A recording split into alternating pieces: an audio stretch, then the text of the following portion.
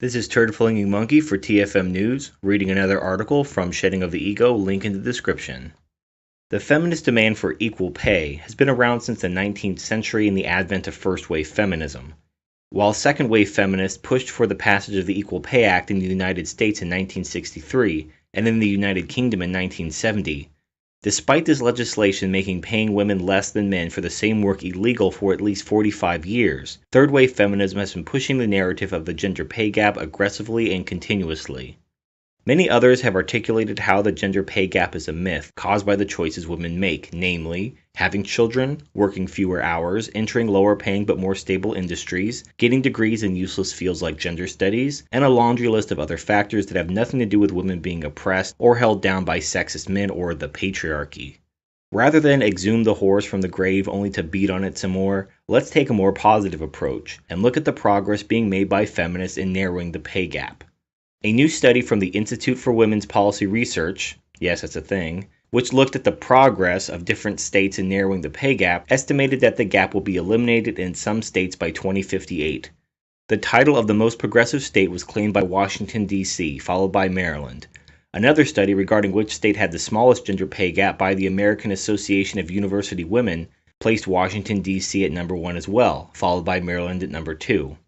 What is Washington, D.C. doing to cause them to take the gold in not one, but 2 studies?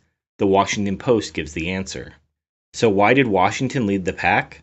The answer likely lies with the federal government's hiring policies according to the study. The Washington Post article mentions that although all employers must abide by the Equal Employment Opportunity laws, the federal government goes above and beyond them by discriminating against men, or as it's often put, extending opportunities to women. It has been illegal to discriminate based on sex for 45 years. However, it's clear that when men and women compete on an even playing field, men win.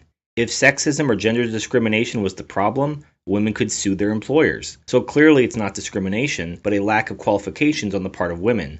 Thus, the only solution is to discriminate against men while calling it equality by invoking the magic word of diversity. The necessity of affirmative discrimination is proof positive that women are, on average, less qualified than their male counterparts, and must be the beneficiaries of discrimination in order to be employed at the federal government or any other employer with a diversity/male discrimination program at the levels that they are. According to Forbes, a study was conducted in 2014 which tested the results of diversity and affirmative discrimination programs.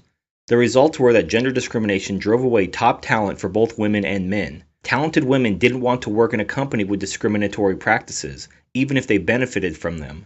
70% of those involved in the study, of which 52% were female and 48% were male, stated that discrimination undermined the importance of merit and led to unintended consequences. Some of these unintended consequences include women being 29% more likely to stigmatize each other for their success, and attribute it to preferential treatment rather than merit. The unspoken reality is that while 70% of respondents did not favor discrimination against men for the sake of diversity, the remaining 30% of respondents obviously did favor it. This 30% surely includes the talentless women and feminists that must rely on discrimination in order to get ahead. In fact, feminists would like nothing more than to expand quotas in male discrimination to include elected political positions. Feminists hate a meritocracy. In fact, they deny the concept of a meritocracy entirely, and go so far as to blame the patriarchy for their own incompetence.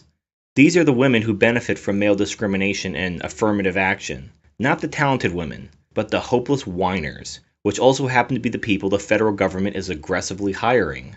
Explains a lot, doesn't it? This is Turd Flinging Monkey signing off.